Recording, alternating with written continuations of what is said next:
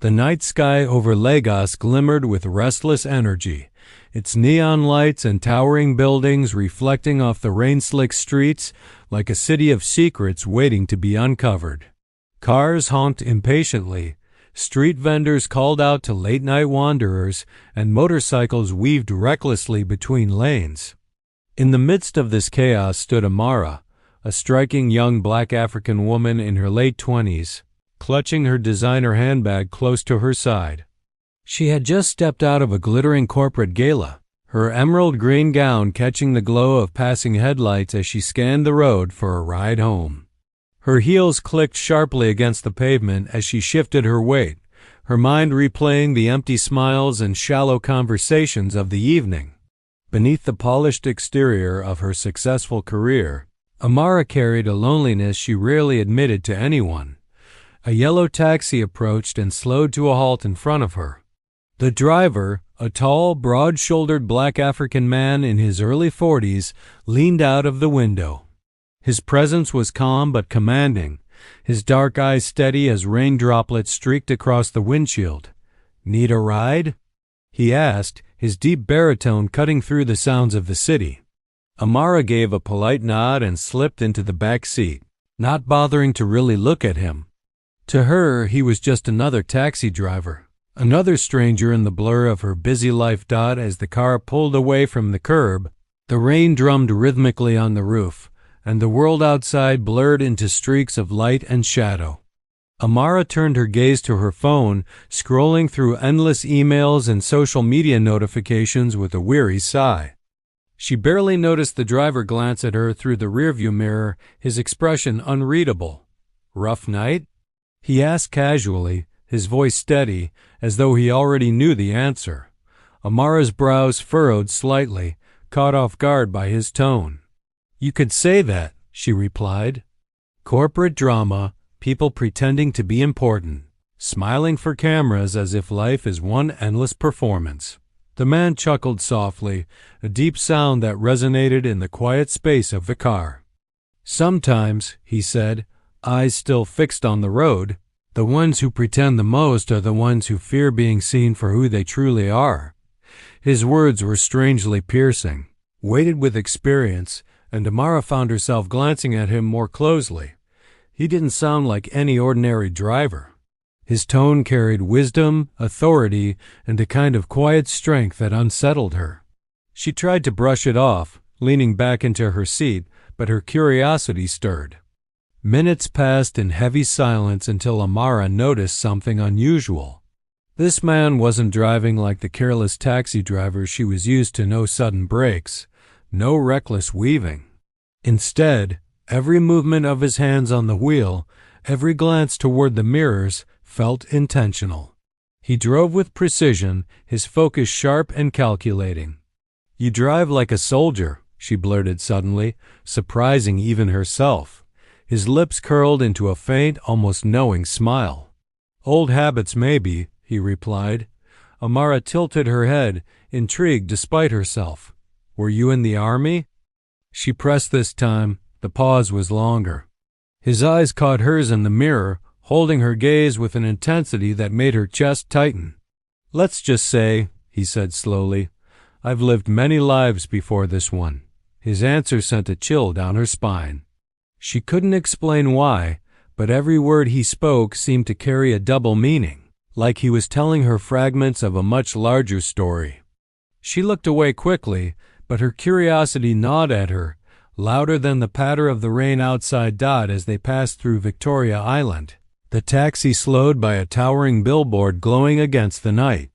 On it was the face of a famous African billionaire, one of Nigeria's most powerful men, admired for his empire and feared for his influence.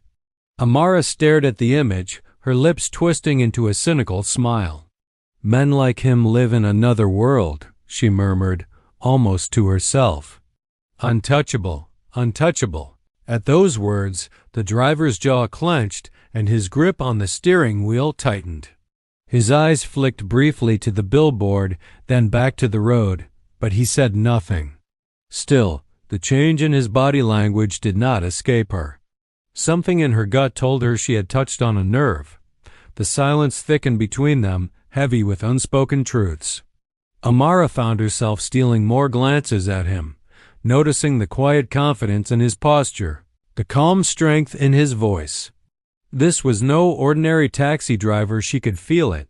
Finally, unable to hold back, she asked, "Who are you really?"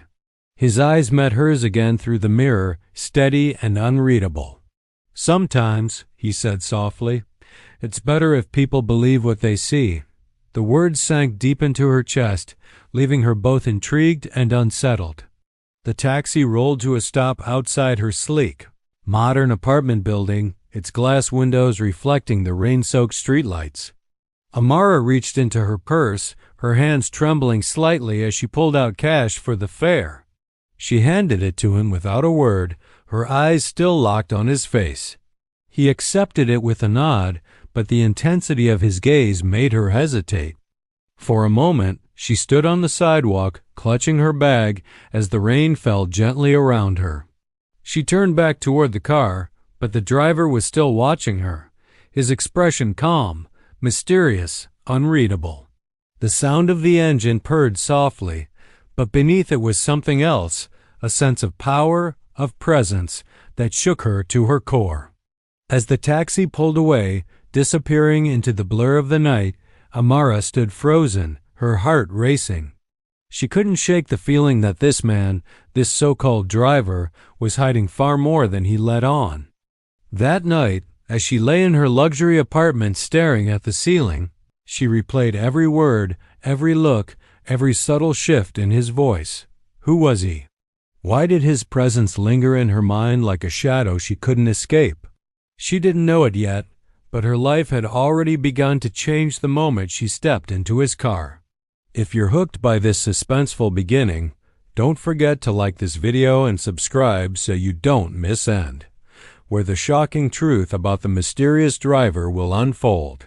The questions burned in her chest, the mystery growing deeper with every passing second. And as dawn began to rise over Lagos, Amara realized she wasn't just curious, she was afraid. The night after Amara's strange encounter with the taxi driver, she found herself unable to sleep. Every word he had spoken replayed in her mind, echoing with a weight she couldn't shake.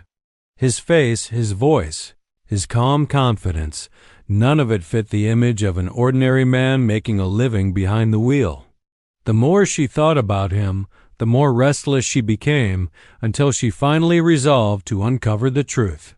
The following morning, she left her apartment earlier than usual, scanning the streets as though fate might bring the mysterious driver back to her. Lagos was alive with its usual chaos, street vendors shouting, commuters rushing, the hum of engines filling the air. But amid all the noise, her eyes searched only for him. Hours passed and there was no sign.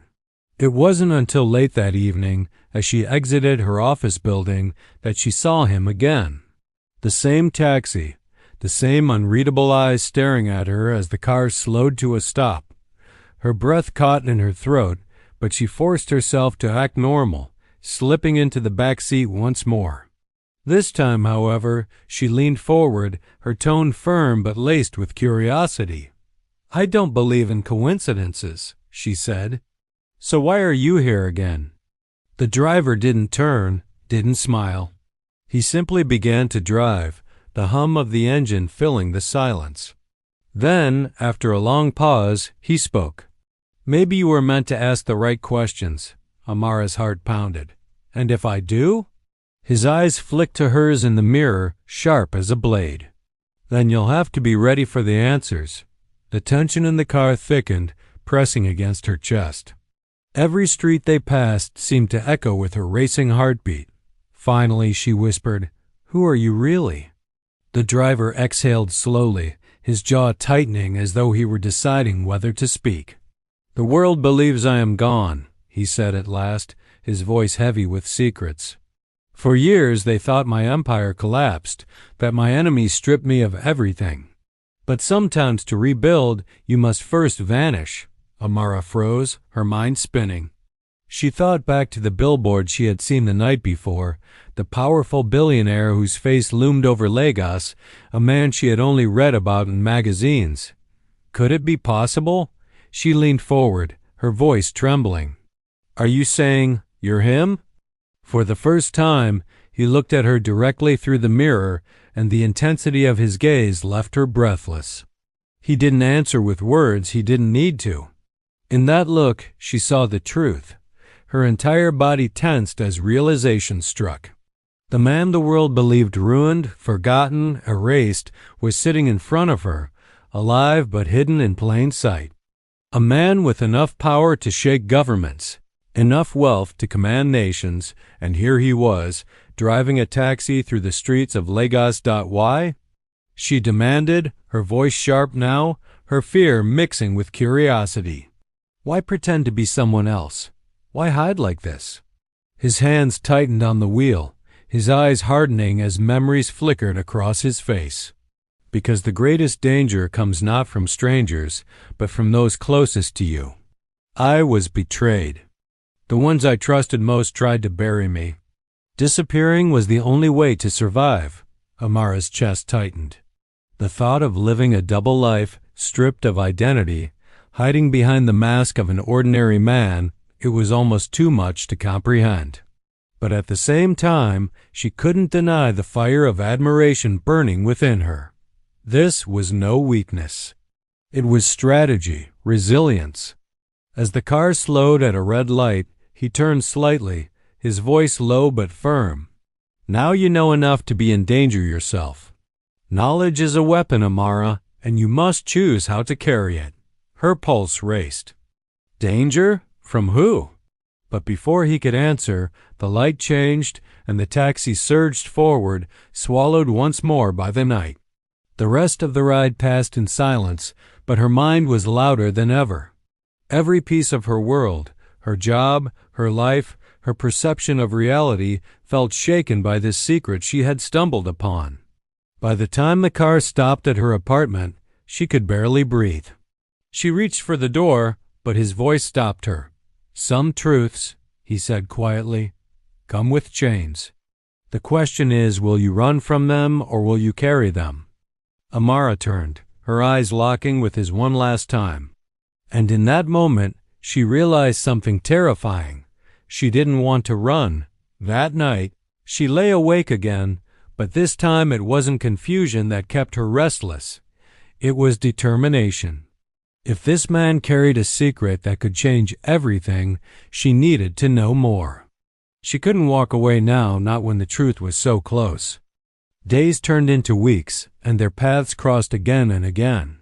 Each meeting revealed a fragment of the man's hidden world enemies in powerful positions, allies scattered in silence, and a plan that had been quietly unfolding beneath the surface. The deeper she was drawn into his secret, the more dangerous it became. Every word he shared felt like a spark in the darkness, pulling her closer to a fire she might not survive. And yet, she couldn't resist. One evening, as they drove past the heart of Lagos, he finally broke the silence. "You've already chosen," he said, his voice calm but certain. "You want to see how far this goes. But remember, once you step fully into this world, there is no turning back." Amara swallowed hard, her voice steady despite the fear coiling in her chest. "Then show me." For the first time, his lips curved into the faintest of smiles. Not one of amusement, but of recognition, like a king acknowledging the courage of a soldier who dared to stand beside him. And just like that, Amara knew her life would never be the same again. If you're gripped by this unfolding mystery, don't forget to hit like, subscribe, and comment below what you think Amara should do next. Your engagement keeps us bringing more powerful African stories straight to you. But even as she resolved to follow the path ahead, Amara couldn't shake the unease building in her chest. Because deep down, she knew the story was far from over. Every truth revealed only led to darker secrets, and the man behind the wheel was not just hiding from enemies. He was preparing for something much bigger. Something that could shake the modern world itself.